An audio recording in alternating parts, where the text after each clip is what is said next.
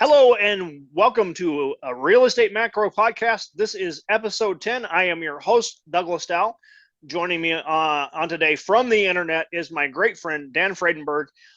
Dan, thank you for joining the podcast today. And Dan, can you just tell us, how did you get here today?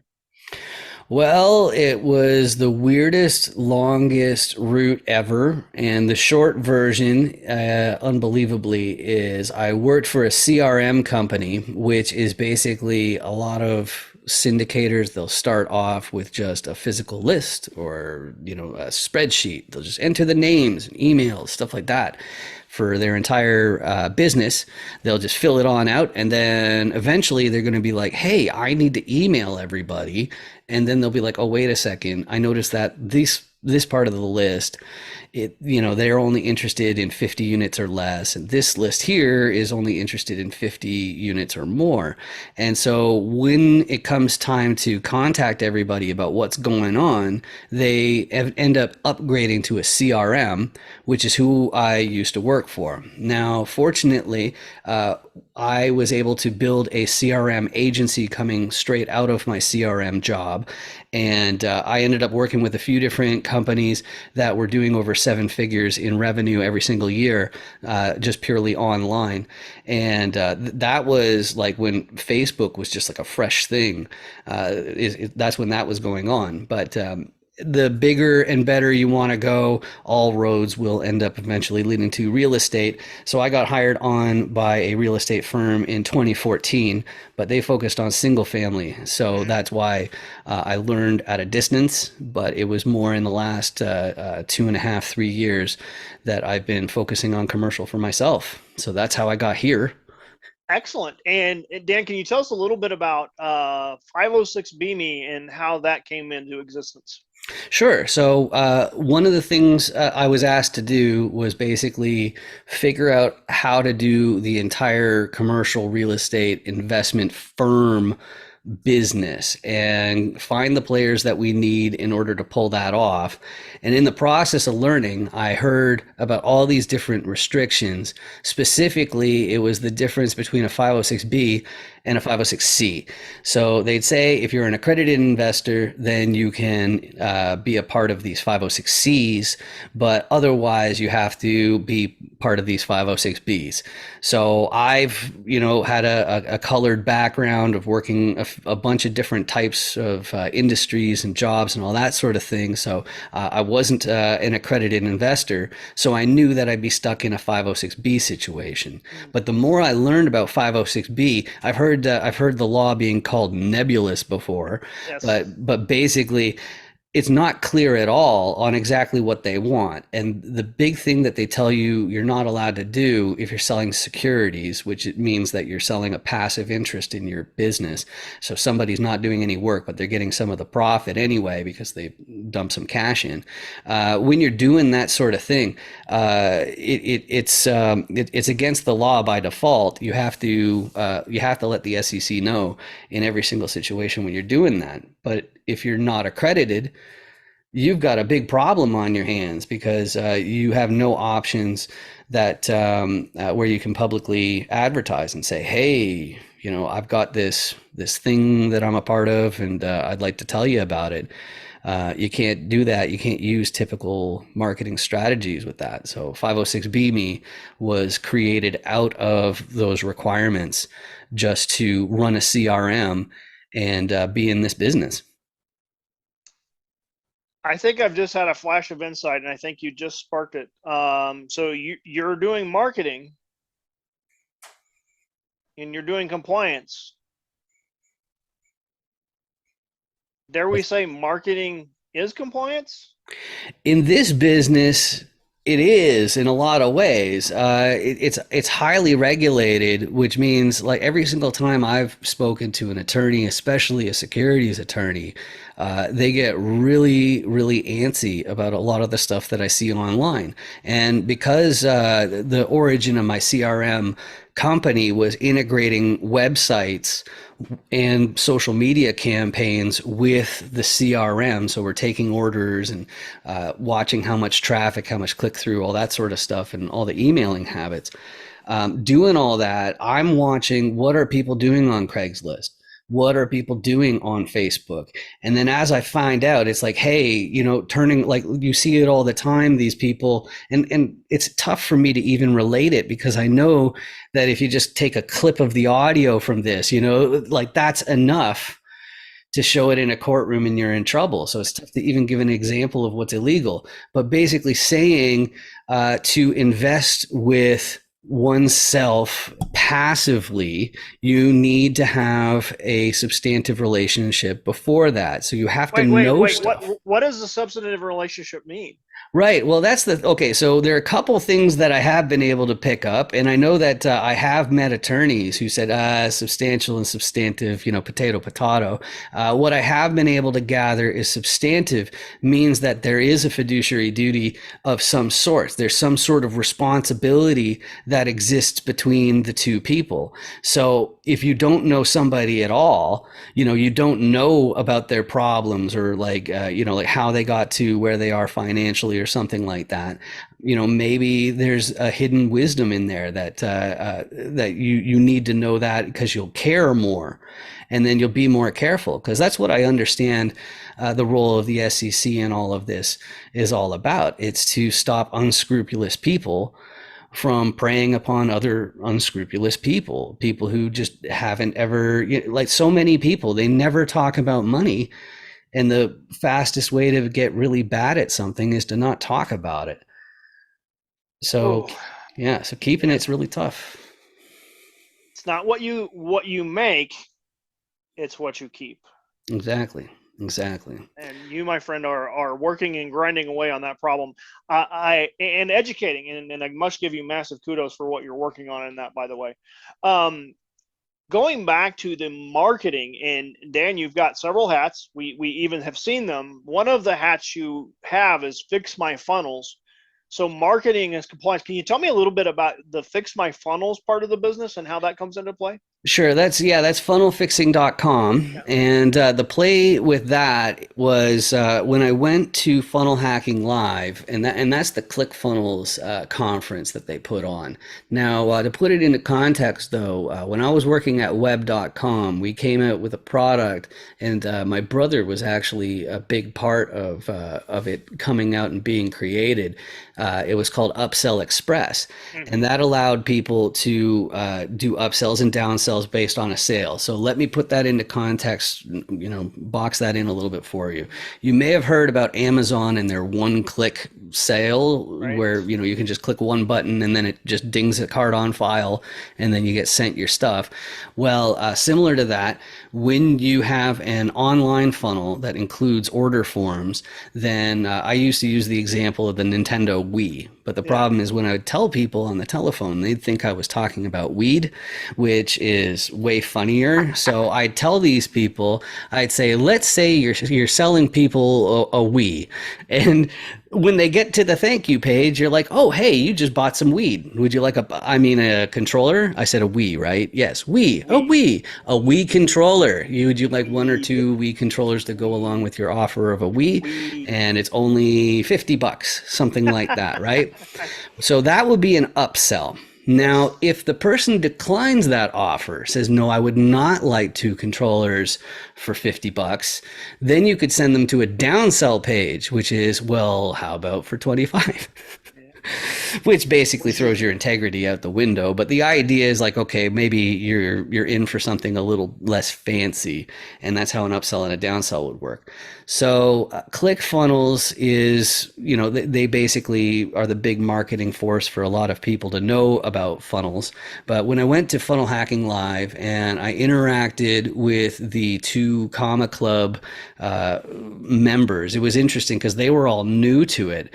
Whereas, I'd been working with people who had 1 million unique visitors to their homepage a month since like the double O's. And so it was interesting to see how, like, even these guys under this umbrella of funnels. Like they hadn't automated much. They're just figuring it out as they went along, right? Mhm. And they use this term funnel hacking, which is a term that means you go through somebody's online funnel, you find out exactly what the steps are so that you can model it on your own funnel, right? So Right. I wanted to play on the term funnel hacking and say, it's like, fine, when you're done your hacking, we can fix it. So come on to funnelfixing.com and we'll do it properly is basically the idea. So Now, that's what that's all about. we've gotten to talk about products. You can't raise capital in a funnel, can you? You 100% can. The fact is, like any kind of funnel, the way that it actually works, it's taking somebody from a state of not being interested to a state of signing on the dotted line. And you just recognize you're going to lose people at every step along the way, but you try and make it as appealing as humanly possible. So when it comes to capital raising funnels, the fact is you need to have a documented investor list before you can actually start putting them through a straight out funnel, unless it's for education. That's the thing that really hit me as odd for my first chunk of exposure to real estate. It was, why is everybody a coach? Like especially because I was teaching at the local music store at 16. So like I know teachers, and it's just like these people are highly ambitious, and they don't want to be sitting there in front of a class of people, and they're not going to hone their craft on how do I get, people to really understand and that sort of stuff. So I met a 10-year-old kid. He bought a Monopoly board, and then the next day he offered to coach me in commercial real estate. right, pretty much it sure feels like that. It's and look, there's that's just stands out to me so much because like that's what I resented about marketing right from the start. It's so much of it seems like just getting people hyped up to spend their money on something that even the marketer doesn't really have a clear view on if it's ever going to succeed. And it's it I don't believe in robbing Peter to pay Paul. And when it comes to Buddhism, which is something that I tend towards ethically, they have something called right livelihood. So it's not okay to have a career in something that harms people necessarily as a part of it. So that's like those are two of my big driving forces. And so when I see people skirting the rules or doing things like that, it just makes me not want to involve them. Gives you the heebie-jeebies, It in gives lack me of a better term. right. Exactly. That's exactly how that is. And on a given day, how often do you see securities law violated? Well, that's the good thing about what I've been up to. And so when I was first looking into the different platforms and seeing what kind of ads are being put out there, I saw it was rampant. And because of that, I was going like, well, that is a problem for me because how do I know that anybody I'm interacting with isn't pulling that kind of fun and games? It's you're putting a lot of trust on the line when you're going into a partnership on a 6-figure, 7-figure asset, more accurately seven. Your Right. part is like a six. Anyway, Your so piece might be your investment might be 6, but the asset's 7 for sure, right? exactly, Yeah. exactly. So if that's the case, like you got to be really careful. And one of the things I learned from like I had no choice. I had to become a social media influencer and all that sort of stuff because coming from my tech side, sure, I could go ahead and mass email what I offer to everybody in my connection pool, but it's not the sort of thing that everybody knows about. Like even in real estate, like that conversation that we had just earlier today, the one of it's like, okay, so do you have a CRM? No. Okay, well then you have a list or a spreadsheet to No. talk to people, and but that's the problem. So many people are trying to make do with a spreadsheet, and it's not going to work. It's not going to it's so competitive now that you have to be able to know what a lot of people are doing. And if you want to have a good rapport, a good relationship with people, because you're going to have to be in touch with people for about a year and a half before they're even going to consider entrusting you in any meaningful way. It's so many people say don't do deals with people who are doing their first deal, and that's a pretty scary prospect. And it is interesting the degree at which you can build trust via social media and via lots and lots and lots and lots of video. I believe lots of video, not just audio, but video also. I think you would probably agree with.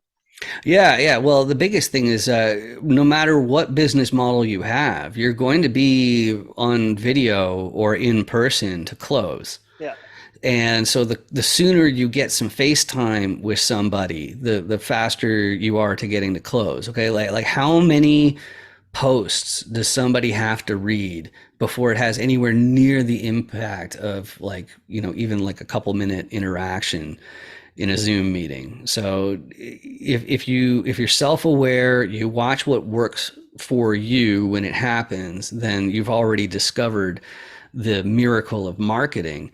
It's saying like, okay, well, how do you get people where they actually want to do the thing that you want them to do? And the only way you can do that is be genuine, have stuff where it's like, hey, you actually want this because it's, way better than the competition, or it's way more reliable than the competition. You have to have an edge like that. And you have to talk about how perfect you are the whole time, right? Right, exactly. That's always really popular with people who always get what they want, is just go ahead and just waste their time talking about yourself. Yeah, no, so I try to keep a straight face on that one, but that's really it. You like, so many people say make sure that you're willing to serve in order to succeed, or just giving, just give and just give and just give. But there's more to it than that. Like there has to be something where like what you're doing is so valuable and important that, like even if they're not particularly attached to you, they'll still, want that service. Because if you're operating at that level, Warren Buffett, he had a great one. He says, delight your customers. Delight your customers. Now, we all have different types of customers. I remember I was talking to Charles Dobbins on his podcast, and the thing that he realized from the interview actually was that the customers are the tenants, whereas the clients are the investors. And the difference is that a customer is transactional. They're here today and then off they go if, they're not satisfied or whatever. Whereas clients, like if something comes up, even if it's not profitable to let them know, you still got to tell them, like, hey, we got a water shortage near the building, something like that, like you need to tell people those sorts of things. And those are the relationships we have to be really clear with. So the biggest thing is don't play games with the truth. I think that's the biggest one. If you even just like try to spin it a little bit, you're going to get people thinking, and then as soon as you get people thinking, you're going to be extra work. And if you're extra work, they're going to go elsewhere. Isn't it interesting how cynical the marketplace is at this point with what's going on? See, maybe it's I think it's the syndicators are the biggest proponent of that stance, because when I'm talking directly to the passive investors, they're aware that if returns dry up, well, business still has to keep going. They still have to put it somewhere. And I find a lot of syndicators are missing that. They're just basically saying, "Hey, well, if I can't get this percent and I can't give that percent, then nobody's going to want to talk to me about my investment." Of course, there's a hard limit because you can always get a REIT, but really, it's about describing an offer at the big Right. scheme of things. But I don't know how macro we're being at the moment, though, and I feel bad for it. Um, Micro always, there's a great debate. We're going to go down a rabbit hole. Right. Please excuse this intermission of economics and the debate Psychology. between micro and macro. Right. Right. Modern macro is supposed to be micro founded.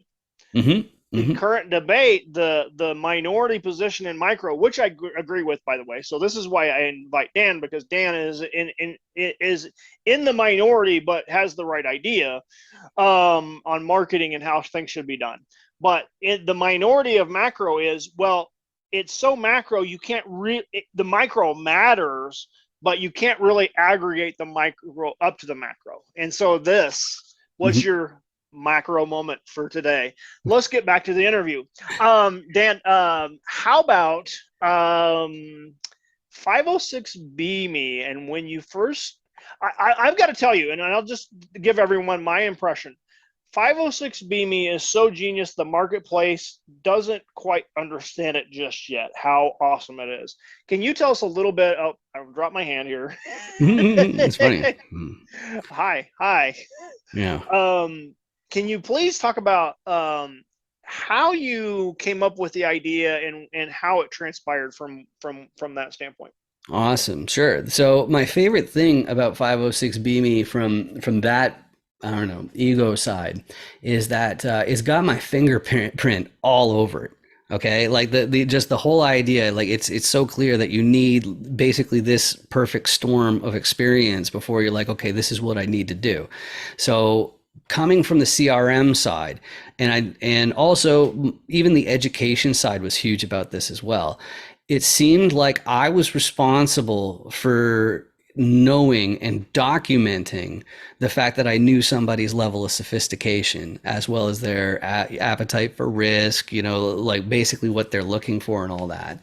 And being a CRM guy, it meant that I was working with all the boutique users of the CRM. So they would always have like visionaries that are just totally next level, and they're saying and just constantly going like, "Hey, can we do this?" And I'd have to figure out some bizarre way using, server side and client side programming to make it happen and keep it secure and all that kind of stuff. And when the thing that was going through my mind as I was talking to these attorneys, though, is like you can name a field and you can put some stuff in it. Okay, right? So you can have a field called name and then, put some text in there, right? But like when it comes to, well, what exactly do you do in a syndication? And of course, for that, for a commercial syndication, I got to go to the Dan Does Deals commercial roll die here. And I don't have the special effects on right now, but what can you do? But the thing about this is I was fully aware that not many people use the term repositioner for an acquisitions person. But of course, there's also more than one type of acquisitions person. There's the Yeah, one who's, knocking on doors, who has no clue how to underwrite. right. And then you've got another more experienced person who's really the brains of the operation, able to make the offers, has the connection of financiers. Can we make a quick plug for someone we both know very well? There is a fellow by the name of Jason Williams. So Jason Williams. if you are struggling currently with your underwriting, have you ever found yourself pulling your hair out trying to sit down and understand what that cell says and what this cell says? Please contact Jason Williams at what second pair of eyes is what he's calling it. Second pair of eyes, but yeah, the best way would be to reach out via LinkedIn to Angel Williams, myself, or Jason Williams, PhD. He is absolutely fantastic, and he comes from a background of scientific modeling within Excel. And the difference, because like I've done engineering as well, so the difference is like when it comes to financial math, it's always stuff that people made up. Okay, like people are just like, okay, well, I want 2%, I want 7%, or whatever the number Right. is. Whereas in science, it's like, okay, well, I want 2 to the power of, like just like all kinds of Yes. weirdness and numbers that, like they just don't, they're not very cooperative. Right. So he's used to dealing with that kind of stuff and knocking it out of the park. And so he's my underwriter personally, and That's he's great. also making a lot of waves around this entire community. It's so And so back to the dice. You've got the repositioner, and then who else is on the dice? Okay, so the repositioner is a couple of different acquisitions people, and then the financiers, that's somebody who deals with just paper and money. Now, of course, a bank is the image that I'm trying to convey there, and I'm trying to convey it for compliance reasons. Okay, because if you have a 506B deal, you can't entice investors. So I'm not going to use the word. It's like, fine, I'm going to conflate private investors with banks. I'm going to call them both financiers, and I'm going to say, okay, advantageous lending leads to better bottom line. And so that way I can even address the fact that these guys exist. Okay, that's a big risk for me, because like my whole thing is I'm on another in another country, and so as a result I have like no rights. I could be shut down way more easily than most people, Right. and I'm not even going to start doing this gargantuan amount of effort No. unless I'm basically prepared for that. But so that's where the finance, and nobody uses the term financier. Usually they'll call them investors, and repositioners, they'll call them investors. Oh, and the sponsor KP, they call them investors.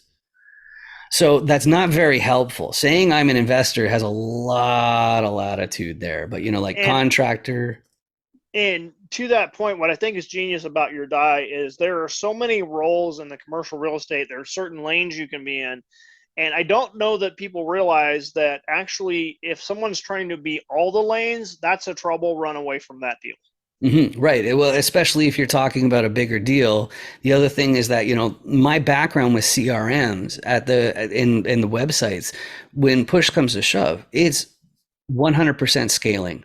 Yeah. That's all it is scaling and automation. People have lost their job because of stuff that I programmed, because they just didn't have anything to do anymore. So I think they got reassigned or something, but I wasn't. I was a freelancer at the time, so That's I right. don't know. But yeah, that's really the play here, because I also want people to be communicating more effectively. I want people in the audience to know how somebody fits in and whether or not they're necessary, even, right? And also tell them, it's like, hey, well, one of the reasons for the sponsor KP side, because like they're ultimately repositioners as well. But I Mhm. point that out because there's only a finite number of people who would be eligible for the commercial loan. So That's it right. means that somebody is probably like kind of strong arming you into working with them, and you don't even realize it's happening. So And so, if you need a sponsor KP, like somebody say, not, I'm wondering, Ethan Gal. you If think, you oh yeah, needed Ethan Gal, okay. um, what role does Ethan play in someone's deal if they needed help as a KP? What does that look like? Yeah, so there's one part about it that I'd want to, like, I know exactly how he does it. So the KP part, like, I'm not sure. I know he sticks on for enough, like, he's all about compliance as well, right? And that's why I'm fumbling a little bit. But the main thing that he'll do is he only works with other repositioners who are almost there. They've proved that they've got they're basically just fighting with the clock for about 30 days. So he'll gap lend Okay. for large amounts just to do that. But when I think of KPs in general, I think the people who have like in-house operations in multiple different properties, and he's a lot of a financier side. But Yeah. like, yeah, that's about as much as I'm And comfortable also, saying with what I well, know. and I will say that he will help you if you need someone with a strong balance sheet. That's the other side of Ethan's business that I don't think people realize. as much as that. Also, if you need financial balance sheet for your deal, he can help you with that. So Right, right. And then of course, incredible. well, in if anybody's going to be a GP, they have to have some major role, which is why Right. I don't want to go too far on any of those sorts of things. Sure. But I know, like in Houston, he's in for being a local, and then like other than that, though, it's the whole GP team has to provide a balance sheet. The other thing, right, that Ethan does is he can write some of his own, legal documents or something For like that. sure. For sure. And Dan, moving forward, you mentioned the idea of even white labeling. Can you tell us a little bit about what white labeling would look like if, say, I want to work with you and I want to roll out, you're going to fix my funnel in that I don't have a funnel, and you're going to help me build a funnel and fix it while we're building it. Mhm. What would white labeling the 506B me component into it look like? Okay, great. So with 506B me, the important thing to add would be the backbone is interviews. So I mentioned before with the CRMs that you've got these different fields you can fill in, but how do you actually prove you knew somebody's level of sophistication, appetite for risk, core competencies, and that sort of thing? So what I do is I have a 15-minute format that includes the Dan Does Deals commercial roll die, and I go through all six of those sides. So that way, at least my guests can't really say that I never told them. Okay. But that's part of what's going on. I'm also going like, okay, well, how do I find out your actual appetite for risk and level of sophistication? Well, I ask what you're looking for. And I also know what people are teaching.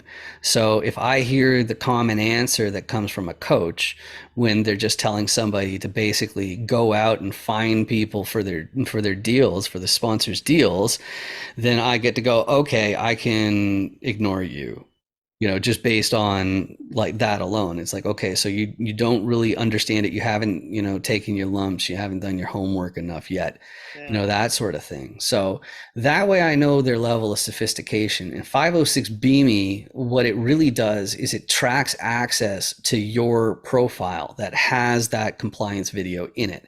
So white labeling it would mean that you could have your own site and you could have all the bells and whistles of 506 BME, but basically you have to pay for your own, online hosting, your own IT to take care of it, or basically we'd have an ongoing, support contract for that.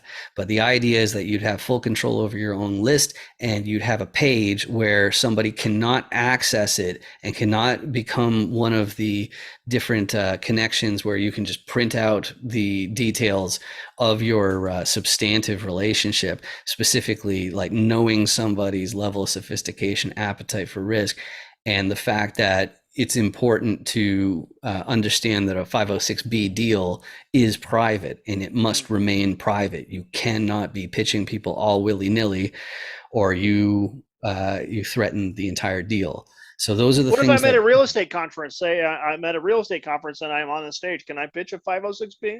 No, you cannot. No, you cannot. What? You What? cannot pitch But 506B somebody just did that deals. today. We heard when we're recording this. I did What? hear that somebody did that, but yeah, you're not allowed to do it. I know that you might be able to do like you'd need some really substantial IT and documentation on how people got into that room. But if you put an ad in a newspaper for the event and then you ended up pitching a 506B deal from stage, if the SEC attorneys find out about it, you could have your exemption ripped, and then you have to pay back everybody plus interest. And the way that syndications work is they don't do them unless they need the money and they don't have the money to pay it back That's plus right. interest to everybody. So That's right. that can sometimes result in criminal allegations of fraud, which is orange jumpsuit territory. We're not interested in orange jumpsuits. We're not in the orange Yeah. jumpsuit business, are we? Right, right. I briefly owned a website. I turned it off. It was called it was for an acronym for SEC Situations, and it was wehatesex.com. We Oh hate no. SEC Oh, Situations. We do not want sex at I'm all. voluntarily involuntary incarceration intercourse. Yeah, exactly. How about that? We'll go that high level and then let you fill in the blanks for what we're driving at. Uh, Dan, is there any other question? We've asked some good questions today, and I usually do fairly good at asking a question. Is there any question I should have asked that I failed to ask you about? The best way to reach me is through LinkedIn. And if LinkedIn. you are a commercial syndicator, operator, buyer, seller, any of that kind of stuff, for compliance, I always do those interviews and they take 15 minutes and it's just asking about what you're looking to do. So that's what I want to do with every syndicator, operator, buyer, or seller of commercial property. So that way we can share our private deals. And I'm protecting you from me because then I can't accuse you of publicly soliciting me. So That's right. that's my play. Excellent, excellent. And consider, folks, what you can do digital marketing wise. You just have to remember, and I have to credit Dan for making this like shovel upside my head. And sometimes it does take one. Marketing is compliance in this particular slice of the universe. Thank you so much for joining. All right. Thanks, man.